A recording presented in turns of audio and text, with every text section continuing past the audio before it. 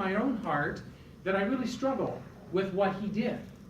Because I understand that evangelism 200 years ago was done very differently. Evangelism then was, you're wrong, I'm right, you believe this, or go to hell. It was that simple, right?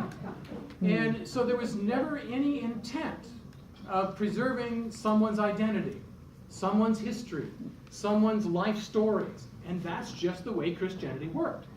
Now, when I went to seminary 25 years ago, one of the things that I was awakened to was the idea, and the ideal is the way they put it to me, that today, as missionaries are working in many places around the world, the first thing they want to do is listen for the stories and look for places where God is at work through different histories, through different cultures, through different stories. A very, very different approach to evangelism today. It's one that brings people together rather than genocide, cultural genocide, rather than snuffing people out. So I would be interested just to hear you reflect, this moment in history when John Stewart came to the Wyandots, to your ancestors. What difference? I mean, clearly there was harm perhaps done, but what difference in history did that make? Well, I'm new to Methodism 25 years ago. However, my grandfather said, I asked him, Grandpa, what church did you grow up in? He said, well, we used to be Methodist. We stopped going. I'm not sure why. Well, again, looking back at history, I know why now. It was because of the schism in the church between the North and the South in Kansas that lasted for generations. In Kansas City, there was a very, I don't know if you should even, I'm going to bring this up here, it's all adults, okay? I'm going to give you the truth. One of the things that happened was that the church split. And the Methodist Church, I love my church, warts and all, were made up of people. But one of the things that happened was because of the Civil War, because of the political mechanism at that time, by the time we went to Kansas and a little afterwards, there was a great period of rebuilding after the war. Everything didn't happen where everybody came home and everybody said, oh good, everything's okay now, we're all friends and everything's going to be lovely. No, that's not what happened. There was a period, as in every crisis that has happened in this country or in a person's life, where if you have a crisis, if you have a conflict, and that's over, then there's a period of reconstruction, of making things, trying to get back.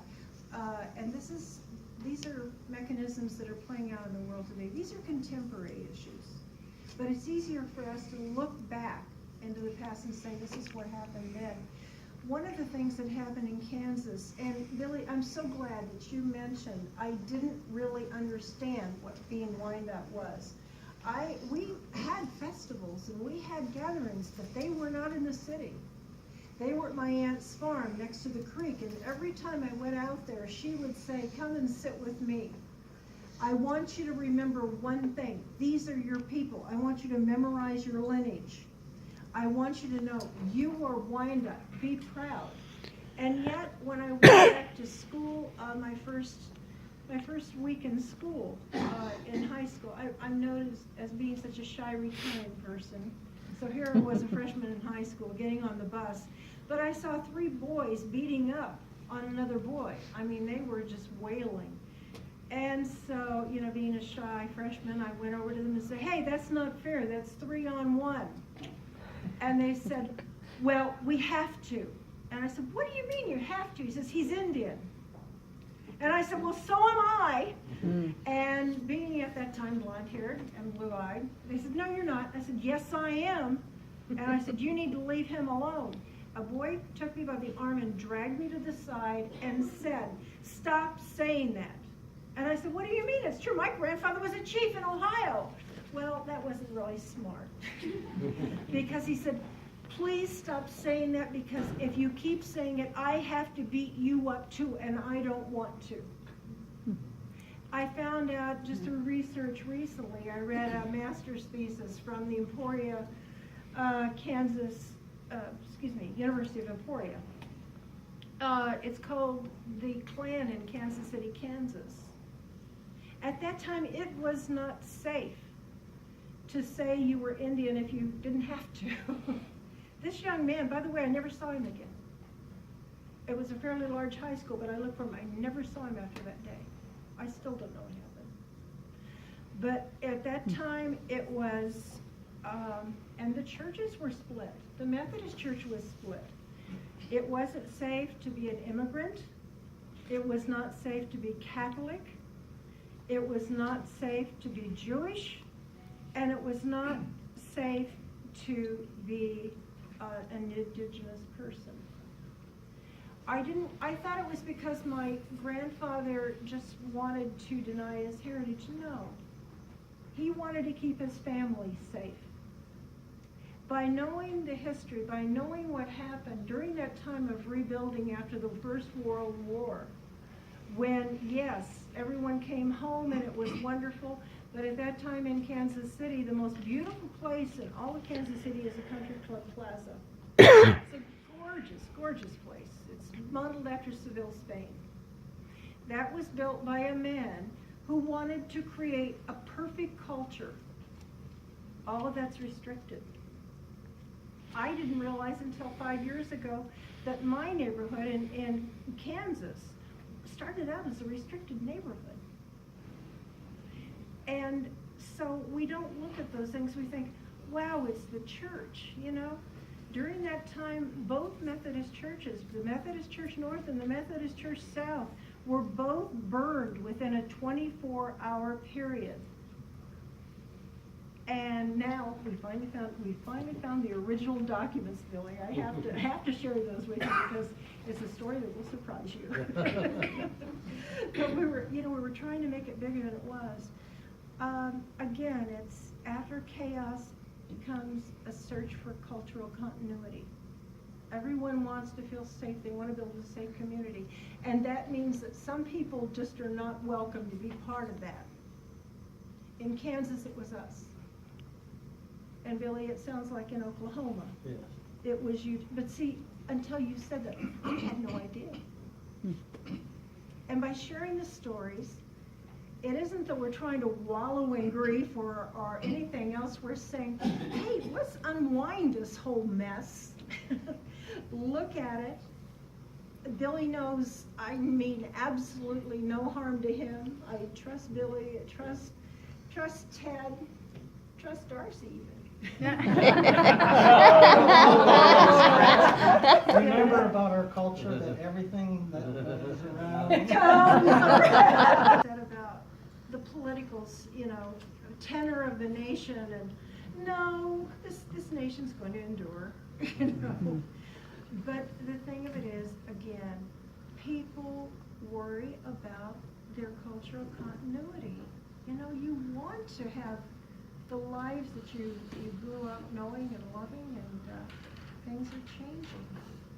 But hey, we're Americans too. We're Wyandots, but we're Americans. My family has fought in every war this nation ever had, proudly, to defend it.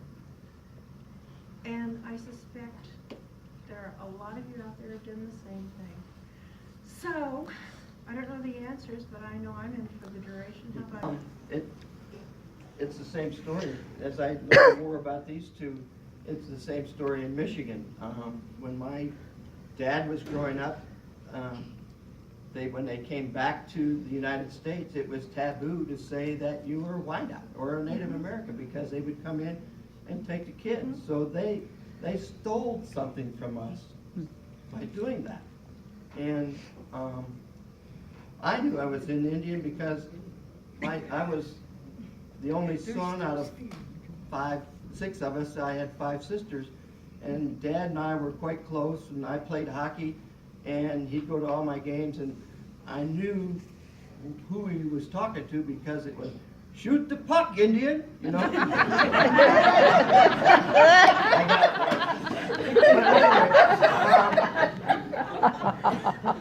That was my nickname, was Indian. And he was a very proud Indian, but he did not know anything of this.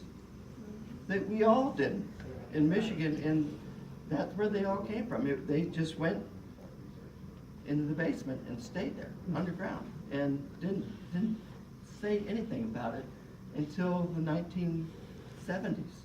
And it was a struggle from the 70s until the early 2000s, because everybody had an opinion on how it should be done. But we didn't have any togetherness until they started saying that we were Wyandots. And then the research started, and then everything started. Up in Michigan, it was basically, we were all Catholics. So it's, like I said, it's hard to understand that somebody can take something from you that you didn't even know that you had. Right. Or didn't allow you to take it. Until I made that trip to Wyandot, Quebec, I didn't know anything. I'm not going to say I know everything. I have two good teachers, another teacher in the back. I give Darcy some credit. But that's the way we grew up. That's why I'm second chief.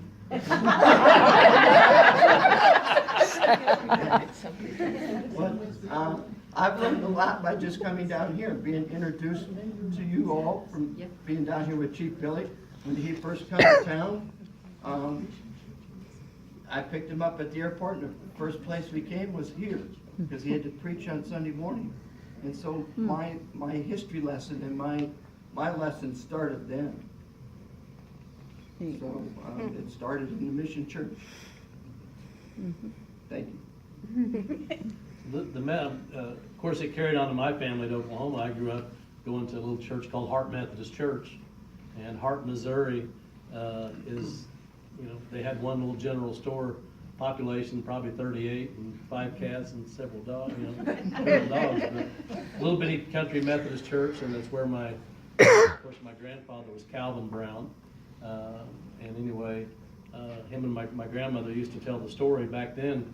In that Methodist church, all the women sat on one side, the men sat on the other, except for my grandfather. He would march my grandmother and the 8 children up, and they would sit right on the front row together. I don't know if he was a rebel or... Strength in numbers. Yeah, and of course Samuel Brown, his name's on the back of the church. He was the interpreter when Reverend Finley took Mononahue and Between the Logs out east, and they preached basically tent meetings and revivals on the East Coast. Samuel Brown, my relative, was the interpreter. He would go and interpret the Wyandot into English at that time, and so that influence of John Stewart had a long-lasting effect on my family, that carried all the way into Oklahoma. One of the things that